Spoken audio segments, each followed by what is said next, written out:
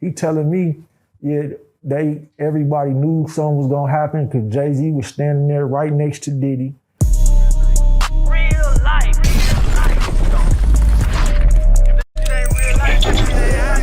It ain't real life. Just ain't real life. Street Starz. You know what time it is. Bo, let me ask you, in your situation as far as being able to speak to R. Kelly, what was the capacity like? What was the scenario in which you were able to speak to him on an ongoing basis?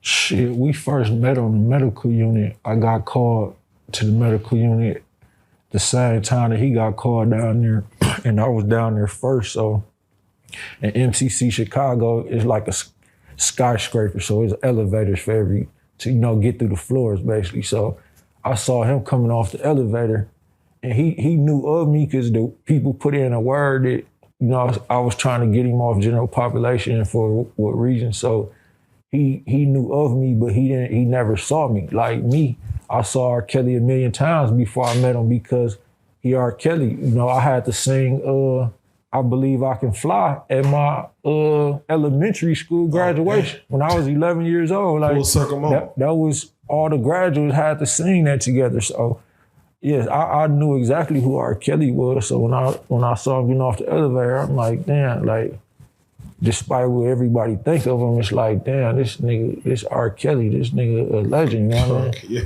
Well, so when I greeted him, I basically told him about a letter I had got from this girl named Kayla, who was my girlfriend at the time. And she, before I really knew for sure that he was really there and people weren't playing, like she had wrote me saying, I see you in there with R. Kelly, tell him I said I love him.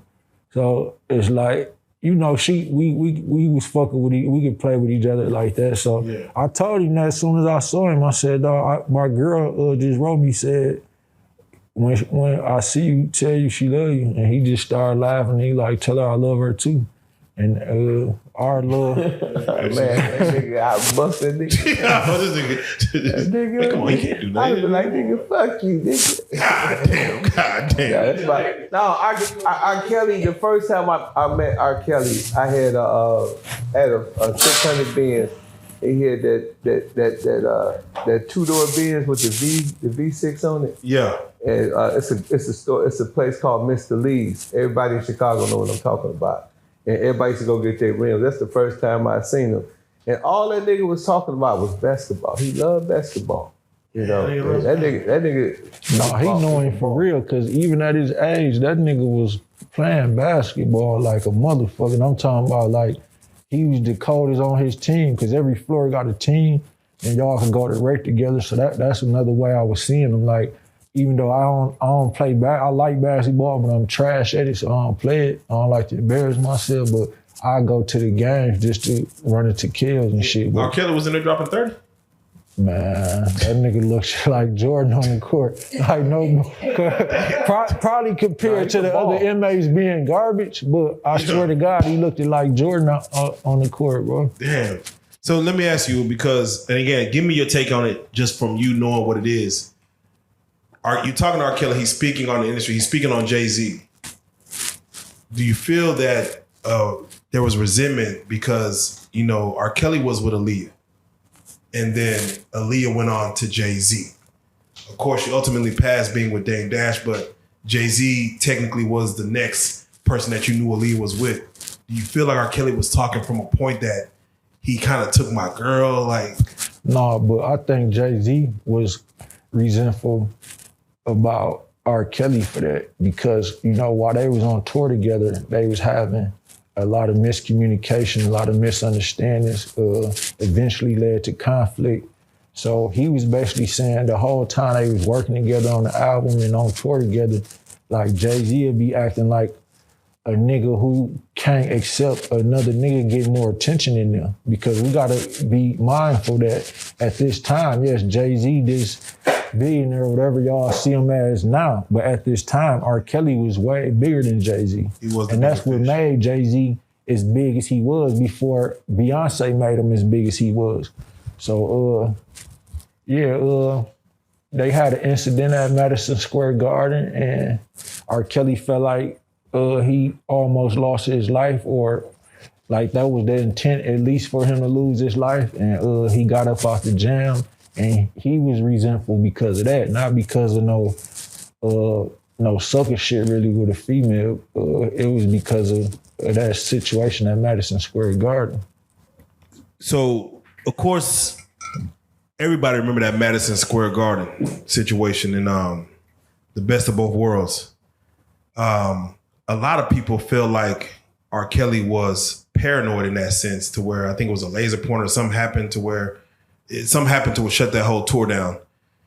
When he retells you that story, do you hear paranoia in his mindset, and did he have reason to be paranoid at that time? I would have been paranoid too. That's just like, say, like I used to listen to Big Tuck, DSR now, right? So let's say we linked up around that time, 'cause that's around the time I was doing music. So let's say we in his city, this show jungle. You know, my jungle back in Milwaukee, like I could be a king of that jungle, but this foreign land in me. So, okay, we in your jungle, you know what I mean? And before the incident, before the concert, he was already getting calls saying, nigga, you go to that concert, we gonna kill your ass. You not gonna make it out, you know what I mean? So he didn't even want to go. Like a lot of people don't know that. You know, his brother Bruce Kelly did an interview on Too Strong podcast about, well, not about me, but he was actually about me doing the interview.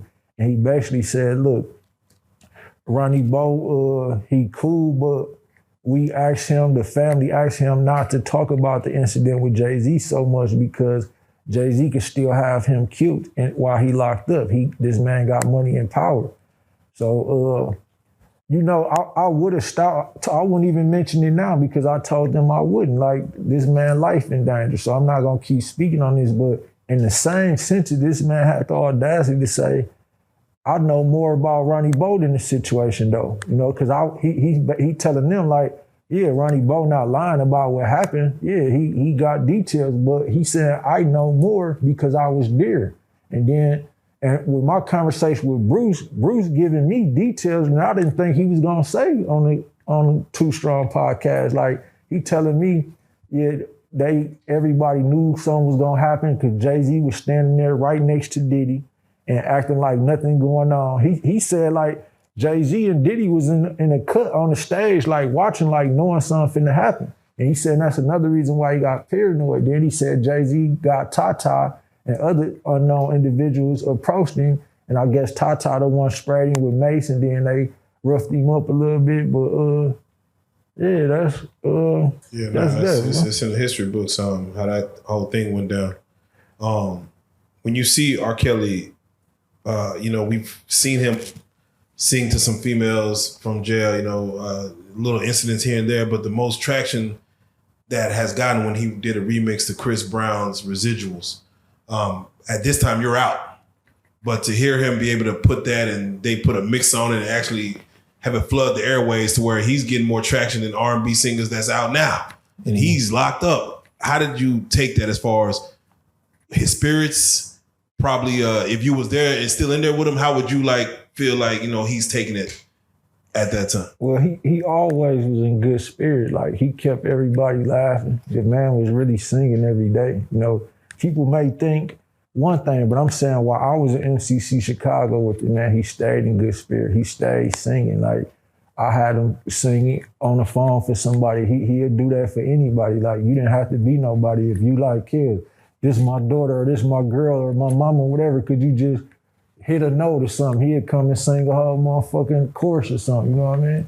So that's just the type of person he was. But when I heard the song, I was actually inspired by it because of his courage, because that's why he feel like he going through what he going through, his money. So that's why he was talking about his money in the song that you talking about. Like, and I believe him. Like, everybody else entitled to think how they want to think. Like, I met the man, I believe him. Like, it's been the same case with Michael Jackson. Right, you can tell the industry's involved with the downfall of a man once he goes after. And we just saw with and I'm not saying it's conspiracy, but we just saw with Angie Stone.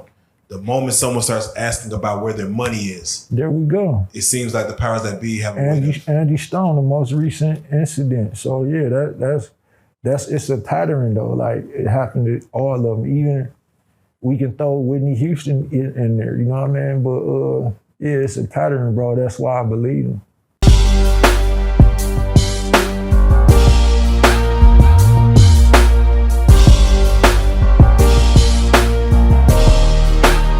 Shout out Reallyfe Street Starz, nigga. Move it. Hey.